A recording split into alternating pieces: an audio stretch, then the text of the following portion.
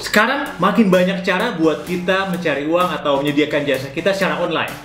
Kita udah pernah ngomongin soal Patreon yang ada di sini. Nah, kali ini kita bakal ngomongin soal Etsy dan Ko-fi. Gimana memakai platform ini untuk menjual kerajinan, kriya, atau produk craft kita secara online. Jual tarot, jual ramalan. Ramalan apa lamaran? Yang single, yang jomblo, sensi. Dan gimana cara kita pakai Ko-fi untuk bisa dapat donatur supaya tetap berkarya dan dibayar? Mending mana? Ko-fi atau Patreon? Itu semua adalah topik yang akan kita bahas dalam Passion Show kali ini.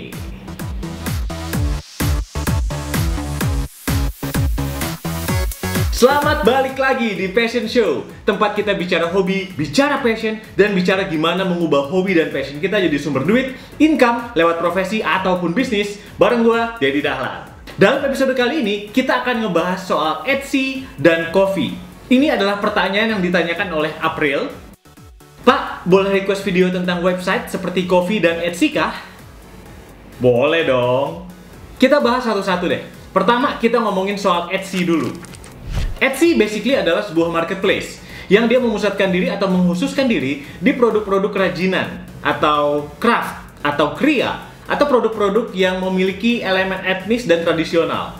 Etsy sebetulnya bukan platform baru, dia udah didirikan dari sekitar tahun 2005 dan kemudian dia baru go public sekitar tahun 2015. Dia memang nggak pernah mendekati kelas-kelas raksasa marketplace lain seperti Amazon atau eBay. Tapi dia diuntungkan dengan memusatkan diri pada niche-niche tadi, kriya, craft, dan vintage produk. Awalnya saya beberapa saat sebetulnya nggak pengen ngebahas soal Etsy karena dia memang bukan sesuatu yang baru, dia platformnya sudah lama. Sampai saya ngeriset dan saya ngeliat ini. Stok Etsy nilainya meningkat jauh dibandingkan sebelumnya. Secara jumlah visitor, Etsy pun mengalami peningkatan dari tahun-tahun sebelumnya. Ini berarti Etsy kemungkinan lagi mengalami peningkatan atau pengembangan potensi yang potensial untuk market saat ini. Kalau begitu, yowes, kita bahas Etsy sekarang. Ada 3 jenis produk yang bisa kamu jual di Etsy yang merupakan kekhususan dia. Barang-barang handmade, barang-barang vintage, dan supply untuk craft atau kriya. Peralatan untuk kerajinan dan seni. Yang unik di Etsy di sini adalah mereka ngebahas soal kemungkinan penjualan barang-barang atau jasa sehubungan dengan hal-hal metafisikal atau gaib. Jasa-jasa metafisikal seperti Reiki atau baca nasib atau mungkin berarti perdukunan itu dilarang di Etsy.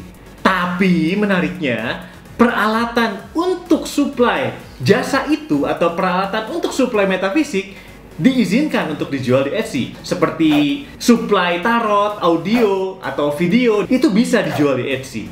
Jadi mungkin simpelnya, kamu nggak bisa jualan jasa metafisik di situ, tapi kalau direkam atau di syuting, boleh. Dukun Ghost Digital.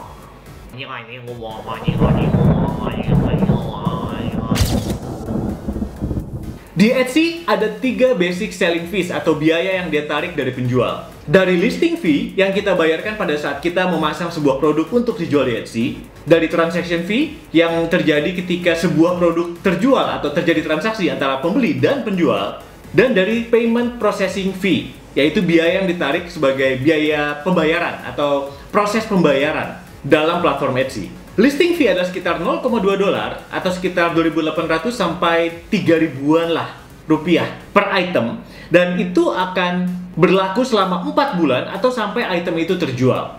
Transaction fee adalah senilai 5% yang diambil sebagai komisi untuk Etsy dan dipotong dari nilai harga jual barang plus biaya kirim.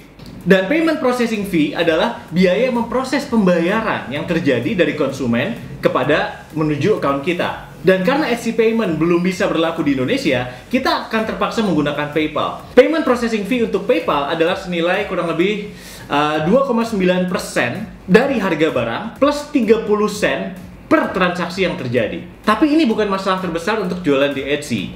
Masalah terbesar buat kita jualan di Etsy adalah masalah shipping. Karena di Etsy, kita sebagai seller adalah pihak yang bertanggung jawab untuk mengirim barangnya, dan kita punya pasar internasional, maka biaya kirim dari Indonesia ke negara lain secara internasional bisa jadi biaya yang paling besar. Tapi kalau kamu nanya saya, saran saya mungkin Etsy akan lebih ideal untuk jualan produk digital. Kayak pola, pattern batik, desain, fotografi, ilustrasi, dan sebagainya. Oke, itu Etsy. Gimana kalau Ko-fi? Ko-fi sebenarnya bukan padu padanan Etsy karena mereka adalah jenis platform yang berbeda yang nawarin service yang juga berbeda. Ko-fi lebih kayak Patreon yang udah kita bahas sebelumnya. Ko-fi adalah platform untuk kreator yang memberikan donasi atau support untuk kreator dan pekerja kreatif.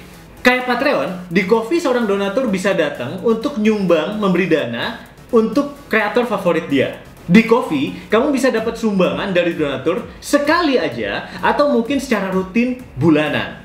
Atau bahkan kamu juga bisa dapat sumbangan dengan konsep beliin kopi dalam bentuk kelipatan. Ini memang yang menjadi asal mula nama dia, Ko-fi. Maksudnya seperti kalau kita suka dengan seorang street performer dan kemudian beliin kopi buat dia. Misalnya kalau kamu masukkan harga $3 per kopi, maka seseorang bisa memberi donasi untuk kamu $3 dikali berapa cangkir kopi. Istilah kopi ini bisa diganti jadi apapun yang kamu mau. Bisa diganti jadi pizza misalnya, atau bisa diganti jadi nasi uduk misalnya, beliin saya bacang, atau bahkan diganti jadi menyan kalau kamu mau. Sebagai ganti donasi ini, fans-fans yang telah menyumbang atau donatur tadi bisa mendapatkan akses ke halaman khusus atau page khusus atau karya khusus yang kamu sediakan buat mereka. Satu hal tambahan lain yang dijalankan juga oleh Ko-fi dan menarik untuk dibahas di sini adalah mereka memiliki apa yang disebut sistem commission. Artinya seorang kreator bisa membuka jasa pesanan di mana fans-fans mereka mungkin datang ke sana bukan untuk menyumbang, tapi untuk memesan sebuah karya khusus. Misalnya, kalau kamu adalah ilustrator atau penggambar di sini, kamu juga bisa menawarkan jasa membuat ilustrasi wajah fans kamu secara custom yang disebut commission. Nah, pertanyaannya sekarang, berapa besar komisi yang diambil oleh Ko-fi? Di sini menariknya. Ko-fi sama sekali tidak mengambil persentasi dari income yang kita dapatkan sebagai kreator. Dia mengambil 0%. Dia nggak ngambil sama sekali. Ini berbeda dari Patreon yang mengambil sekitar antara jarak 5-12%. Seluruh income yang diberikan dari donatur pada kita, 100% masuk ke tangan kreator. Nah, kalau gitu pertanyaannya, dari mana Ko-fi ngambil duitnya? Dari mana dia dapat duit? Pertama, dia ngambil dari apa yang disebut Gold Membership.